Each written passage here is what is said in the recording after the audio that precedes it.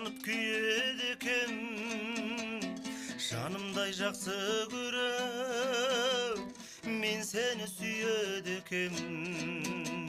Сүйемін алғашқымдай сәттерге өпкелепкей, ешкіммен алмастырмай ешқашан өкпелетпей.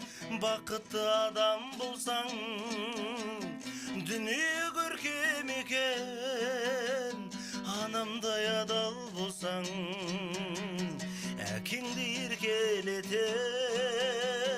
Бақытты адам болсаң дүние көркем екен, анамдай адал болсаң әкеңді еркелетем. Бәрекелді. Дегенен Әдемін. Тамаша. Енді кезінде 2018 жылы Нұрболат сұхбатында қазір енді әннің саудасы мықты деп сұхбат берген екен. Енді Ақжол, өзіңіз келгеннен кейін сұрайыншы, сізден өлең сатып алатын әншілер көп пе? Өлең сатып алатын әншілер. Немесе мынандай болды ма? Бір кісі келіп, мен сенің әніңді сатып алайын, жаңа өлеңіңді сатып алайын, бірақ авторын мен деп жазам деп. Жоқ, ондай болған жоқ. Ондай дүние болған жоқ, бірақ әнге сөз жазасың ба, қаламақың қанша деген сияқты сұрақтар болады. Енді қаламақым осындай теңге деп ақшаға бағаламайды. Егер сөздің құнын түсінетін азамат болса, өзі бір сөздің құнын түсінетін азамат болсаң, ат шапанын жабарсың деп айтасыз. Иә, еңбектің құны бір басқа, сөздің құны бір басқа ғой. Сосын ән шыққаннан кейін, жалпы әнді әншіге беру тарапында мен ешқандай араласпаймын ол шаруаға. Өктай ағам өзі біледі, Өктай ағам таңдайды, кім орындай алады, кім орындай алмайды, кімнің табиғатына келеді, келмейді, ол кісі өзі біледі. Жалпы жаны, болмысы, барлығы ол ән ғой ол ағамның жалпы. Сүйемін әніне қанша алдыңыз? Нұрболат қанша берді? Ағалық алғыс айтты. Жоқ қой общем. Негізі қалай таныстыңыздар екеулеріңіз? Болды Ақбибі. Болмады ма? Үзіліс жасап алайық. Айтпақшы достар, дәл қазір бізде тұсаукесер ұмытам қалай деп аталатын су жаңа әннің тұсаукесері. Бұл ән туралы қысқа нұсқа айта кетесіз бе, әлде әнді тыңдап алғаннан кейін айтасыз ба? тыңдап алғаннан кейін. Бәрекелді. Ендеше достар, қабыл алыңыздар. Су жаңа ән таңғы шоуда тұсаукесер. Нұрболат Абдуллин, ұмытам қалай, кеттік. Шоу. Ішінен таңдап, бірақ ешқай жерде шықпаған әндерді сол YouTube каналыма салам, құдай қаласа. Қазір сол үшін жұмыс жасап жатырмыз, альбом жазып жатырмыз. Құдай қаласа, бүгінгі осы радиодағы әндер тұсау кесілетін, сол YouTube каналға шығатын болып, ары қарай жүктеп аласыздар. Тамаша. Енді қиялдағы аруды естіп қалдық, сіздің жаңа өңдеуде шырқап айтқан кавер деп жатады ғой қазіргі уақытта, соны тыңдадық. Бірақ енді бұған дейін бір сұхбатыңыз айтқан екенсіз, жаңағыдай ақшам жетпей сатып ала алмай қалған сезімді қайтам деген ән бар еді, қазіргі орындайтын Қанат Үмбет мырза. Сол кісімен бірге жазу ойда жоқ па, мысалы жаңа өңдеумен, жаңа леп алып келді деген сияқты. Қиялдағы аруды шығардыңыз, енді мынаны шығарсаңыз. Ұсыныс болған жоқ па ол кісіге? Жоқ, ондай ұсыныс болған жоқ, бірақ енді жалпы лирикалық тұрғыда әндер таңдауымызда кейбір жерімізде Қанатпен кейбір бір-біріміз ұқсас бар еді, болып жатады. Енді бізде енді осы жігіттік шағымызда аса қатты көп жүре бермейміз ғой, бәрімізді аға боламыз мысалы. Алдыңға буын ағаларымызға қарап кейде қызығамыз ғой, өзінің концерттерінде ана досымен, мына досымен жаңағы дуэт қылып өздерің бір әндерін айтып жатады. Бізде сол уақытта келген кезде құдай қаласа осы бір-біріміздің репертуарымызда армандап қалған әндерді бір халыққа шешетіп айтып. Әбдіжаппардың репертуарынан ән бола ма? Жоқ. 2 жыл. Оныкі мүлдем өтпей ма? 2 жыл бұрын зәулім скоростына жету қиын. Негізі жай әндер де бар ғой? Негізі жай әндер де бар ғой? Ол жай әндердің өзі скоросты көп сияқты. Сен оны түсінбейсің Ақбибі. Пасты кетті ол жақта. Жақсы, не? Жоқ, негізі сұрайын дегенім, сол Әбдіжаппарға қателеспесем күзгілеге деген ән сіз сыйға тарттыңыз, иә? Неге сол әнді сыйға тарттыңыз? Өзі сұрап алдым әлде? Оның алдында менің көңілім ай деген әнім болатын. Оның әнін өзім жазған болатын. Көңілім ай, шығыс стилінде. Сөйтіп Әбдіжаппар қатты ұнатты, маған берші. Біраз әншілер сұрады негізі. Атын түсін түстемей қойым, бір досым ғана атын айтып отырмын. Бермей қойғам. сөйтіп одан сол мына келесі мына күз келеге деп шығатын әнге ол да ұнатып қалды. Бірақ ол басқа біреудің әні болды. Сосын жақсы дедім, мен көңілім айтқан жоқ, ұнаған. Мен көп нәрсені беріп жатырмын негізі Жаппарға ше. Рахметін дұрыс айтпай жүрсе қойсаңызшы. Кешегі енді әлсіз әлемді де негізі өзім орындамақ болған. Одан кейін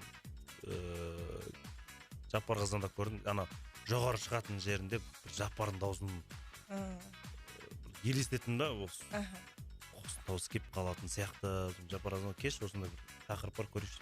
Кел бір тыңдады да сразу. Мен жаздыңыз да. Озын жазайық. Күшті ән шықты. Сонымен бір халықтың бір мұң-мұқтажын қолымыздан келгенше жырлағандай болды. Тамаша. Енді 2 жыл бұрын зәулім үй салып ата-анамды алып келсем деймін Алматыға деп сұхбат берген екенсіз. Арман орындалды. Зәулім дегенде енді Аллаға шүкір. Ондай бір зәулім емес. Бірақ соғылып басыма, отбасыма жететіндей. Енді қазір менен бөлек балдар бар, ұлдар бар, Ақтөбеде ағаларым. Солардың үйлері бар. Енді Алматыға келіп кетіп тұрады. Енді қазір бір қоныстанып келем деп ешқандай айтқан жоқ. Енді әлі күнге шейін біз ер жетіп бұлай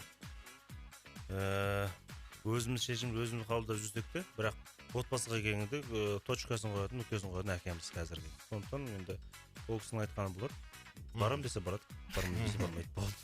Енді Ақжол, сіздің арманыңыз қандай? Мен көп арманым жоқ, жалғыз арманым. Жұлдызаймен бірге болу. Жоқ, ең жақсы әке болу. Мен жалғыз ол арманым сол ғана. Негізі мен сұрақ қойын енді болмайды. Болды. Жақсы келесі жолы қоямын. Үзіліс емес, қазір тұсаукесер. Үйге келмейсің бе деп аталатын керемет ән. Иә, әні Әлжандікі, сөзі Ершат Қайболдин деген тентек ақын бір. Бәрекелді. Сол кісінікі. Ендеше қабыл алыңыздар достар, жаңа әнді тыңдап бағасын беріңіздер. Эфирде таңғы шоу. Деп музыкалық критиктер сияқты айттық қой. Өте тамаша ән. Радиоға 100% келіп тұрған тамаша ән екен. Жоқ, қайырмасы жаңағы Мария Керей орындайтын әнге ұқсайды, иә? Енді бұл жерде әкеміз естіп қалса ренжіп жүрмесін тағы? Жоқ. Сұрақтардың барлығы Әлжанға десеңізші. 91 бәле шығып кетті ғой. Бұл жерде енеге Әлжан басқа қайырма болатын бұл жерде. Мен енді жаңа рэпті оқып келе жатам да, оқып біткеннен кейін. Ана қайырма түспей қалады да, есіңме ше?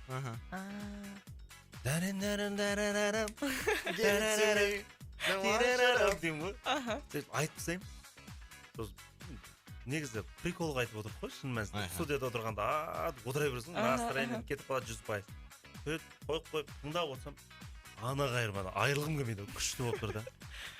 Әлжанға үндемей айтқан жоқпын да. Ақынға жібердім, осылай жазып бердім. Ақын да айтып қалды. Че-то мына жерде бір жерде естіген сияқты. Ойбай жаза берші деді.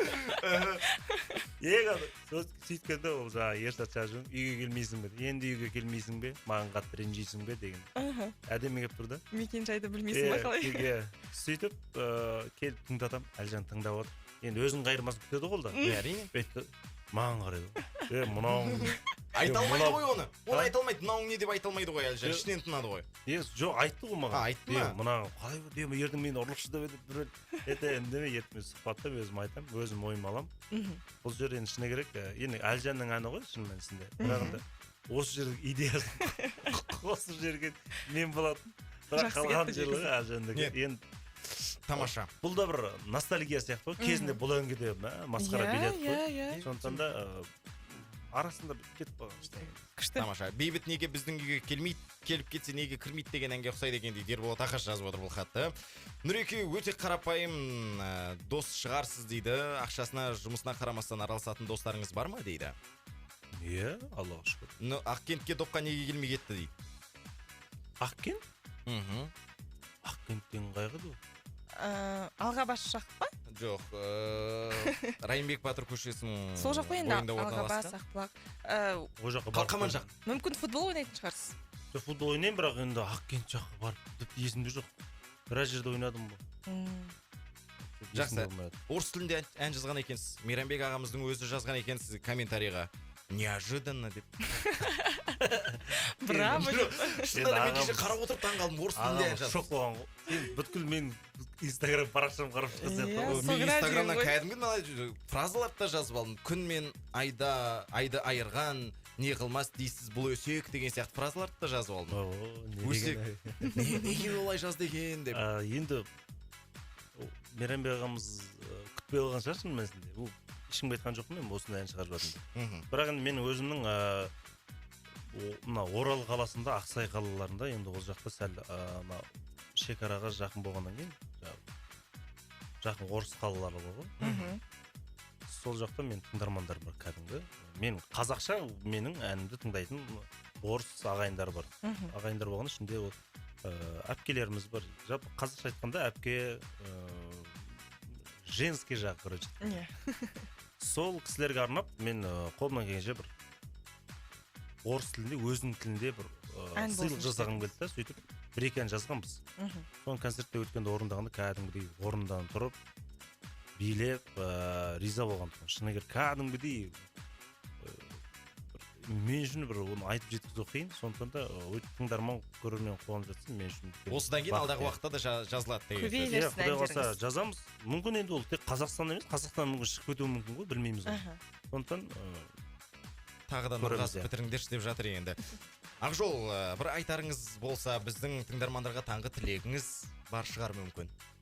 Жұлдыз FM радиосының тыңдармандарына, барша қазақ жұртына, Қазақстан халқына, мына ел басына туған індеттен аман есен шығып, жақсы, қайдарлы, шуақты күндерде жолығуды нәсіп етсін дейміз.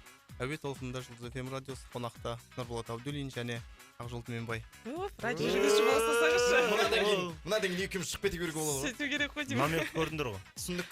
Түсіндік, иә. Иә, жас Саған өспей ма, айтып жатыр. көкең теспей ма деп. Біз Ақбибі екеуміз қала берейік деп тұр Ақжол. Онда светті өшіріп кондерді қосып кетейік. Әйтпесе мына жер ысып кетуі мүмкін. Жақсы, шығармашылық табыстар тілейміз. Нұрболат, таң атпай осылай керемет сұхбат бергеніңізге алғысым шексіз. Көп рахмет. Жолдарыңыз ақ болсын, қайда жүрсеңіздер де. Ендеше достар, мен сіздермен қоштаспаймын. Түскі сәлемде 1 сағат көлемінде тікелей толқында боламыз. Ал Ақбибі? Мен сіздермен ертеңгі таңғы шоуға дейін қоштасамын. Сау болыңыздар. Ал қазір бізде таңғы шоуда 3-ші әннің тұсаукесері Сара Амангелді және Нұрболат Абдуллиннің орындауында Жаным әні тыңдап тағы да бағасын беріңіздер. Таңғы шоу.